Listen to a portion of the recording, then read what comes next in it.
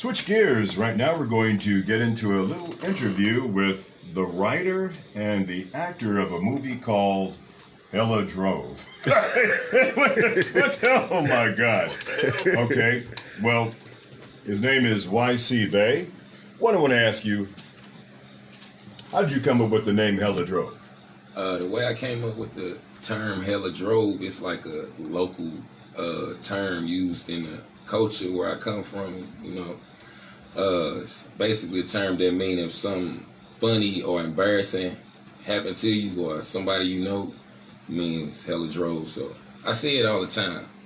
I've been saying hella drove all my life. I'm hella drove. Like, just say I get up and trip over this and make everything fall, I'm hella drove. That's what hella drove mean. Like, it's embarrassing. Well, if you hit yourself in the head, you're hella drove. Hella drove. Like, but you gotta say it with your chest.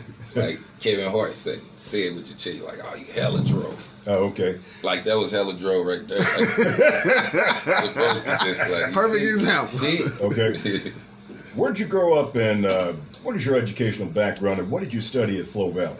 Okay, I grew up in St. Louis, Missouri, born and raised, but I'm from all over the place. My younger years, the Cochran, Maffin and Vandervender, Wells and Union, West Bell, but when I became a teenager, it was like I spent 10 years in Berkeley, like from 6th grade to 21, so that's kind of where I learned a lot about becoming a man. And what was the question about the Flow Valley? What did you study at Flow Valley? Communication. Communications? Yeah, okay. mass communication. You do have an associate's, right? No, sir. I didn't finish, you know, whole nother story. Okay, all right. But yeah, I became a full-time entrepreneur, and that changed my life, though. Okay, now, you're an entrepreneur. What do you sell? My creativity. Like, I wrote a book, I sell books. I wrote the movie, I sell the movie. I'm in prior movies before this one. Sell those. Also, music, that's what started everything. Been selling the music. And, what else? Clothes, making clothes, jewelry, all type of stuff. Do you have your own production company? Yes, sir. Yc-Bey LLC.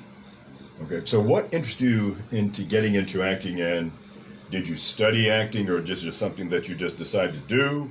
And let me ask you this now, what methods do you take to get into your character?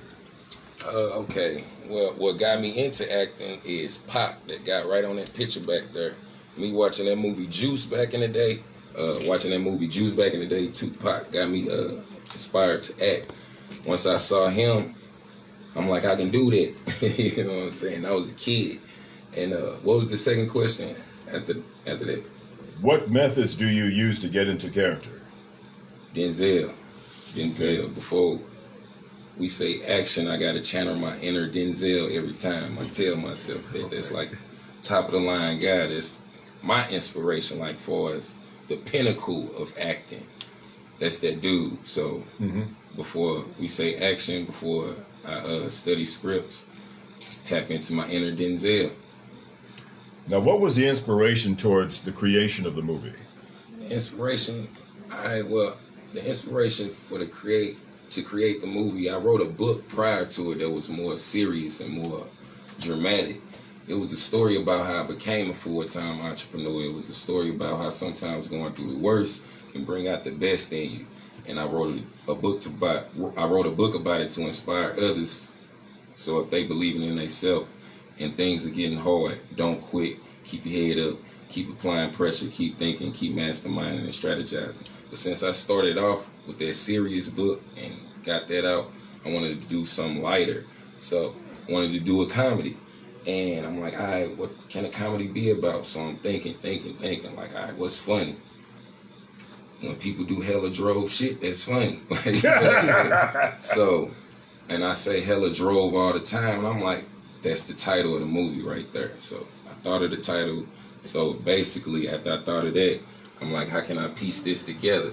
And the way I can piece this together is by basically going through chapters and periods of my life. Because a lot of stuff that's in the movie is inspired off real stuff that happened to me or I seen or whatever. So I wanted to take a more lighter approach, bring some laughs to this time that we living in, bring some joy, some smiles. And it took me a year to write, But, you know, it's perfect timing. So give me a brief synopsis of Hella Drove. A brief synopsis, okay. It's about 3 best friends, and one of the best friends' wife get kidnapped for a ransom. These friends are pretty much dirtball broke, so they got to come up with an elaborate, crazy, hilarious way to come up on this money. And not just come up on the money, they got to get the wife back. But it's a lot of twists and turns, some stuff that you're not going to expect. People getting stabbed in the back. Is just, I'll give you one little sneak peek. I get beat up by some teenage girls. What was it like getting beat up by 2 teenage girls? They looked like they could be halfbacks on a women's professional football team. But what was it like getting beat up by 2 young girls? It was hilarious. That's what it was like. I was trying to basically preach to them. You know, I'm trying to scold them. Like, what y'all doing out here? Don't y'all supposed to be in school somewhere? And they hit me right back. Don't you supposed to have a job somewhere? Show dusty ass. And they just start going. I ain't gonna lie, man. I gotta tell you, man. This movie was great, though. It was to the point. It was I don't funny, know if man. you remember me telling too. you, man. I was rushing out the house that morning. I started it, and I had to go somewhere, and I was playing it while I was like, "This ain't safe." Let me. But yeah, that movie was that funny. I did not want to take my eyes off of it. So you had mentioned that the script was written, but when y'all did the actual filming, it was you let most of your cast improvise all they lines. Yes, sir. And talk about that. That's how I pretty much got introduced to the independent acting game. It all started with STL, the movie. That's like the St. Louis version of Menace to Society. I play like the old dog in that movie, the old dog type of energy. And when he presented me with that script, I basically went over all the lines, but he gave me the leeway to improv, and that works way better than memorizing line for line. Like, and I can bring who I am to what he wants. Like, whoever he wants this character to be, like, I can bring whatever I feel that character need to be. Like, you know what I'm saying? Rather than me trying to remember line for line what happened. So that's what started the improv game. So me knowing that and figuring out that formula and seeing that it was a success in my next movie, which was City's Biggest Heist. That's about the ATM Solutions armored truck company heist that happened here in St. Louis when those girls got caught at Walmart with the bang bands on the money. We turned that into a movie, and I pretty much improv that too. And I'm like, oh man, it's work. So I showed that formula to my cast, like, hey, this the script. Go over it, stay in this lane, but bring who you are to that. And that's what it was. Nice. So what other movies have you written besides Hella Drove? Well, the one I was telling you about, the book, it's also a movie. It's called The Conscience of Yc-Bey. And like I say, that's a story about what set me on track to be a full-time entrepreneur. When you going on that journey, it's going to come a crossroad. It's going to feel like the world weighing down on you. It's going to feel like just like you want to ball up, but you got to keep going, because right after you get through that, you know, you get to them diamonds. So Conscious of Yc-Bey, that is a movie of what set me on track to be a full-time entrepreneur. It's about how sometimes going through the worst will bring out the best. So did you teach yourself how to write scripts, or did you go take a class for it? How did you learn how to write movies? Well, I always been a writer. I've been a writer since a child, probably 5 years old, you know. But as far as perfecting it, like, I did go to school. You know, like I said, I studied mass communications. You know, always good in English class. What else? Just always love words, looking up new words, trying to find the meaning of new words. If I hear a word that I don't know the meaning of, I'm looking it up, and then I'm gonna put it in a rap. So how much did it cost to make this movie? Total, probably like $2,000. Nah, I can't even say that. It cost way more than that, because I went out of town. I had to buy a car to make this movie happen. That car by itself was like 3 bands. Then getting that car up to par, that's more thousands. And then not just get that out the way, the movie cost $1,000. And then not including me buying a theater, that's another almost $1,000. Promo with the shirts, $500. Me feeding the actors and giving them gas money and stuff, you know what I'm saying? I ain't no telling how much that was. What else? Man, I said the most, about 7 bands. 7 bands going around there, you know what I'm saying? So has the movie been shown anywhere? Yeah, at the Galleria Mall, we premiered it August 8th and the 9th.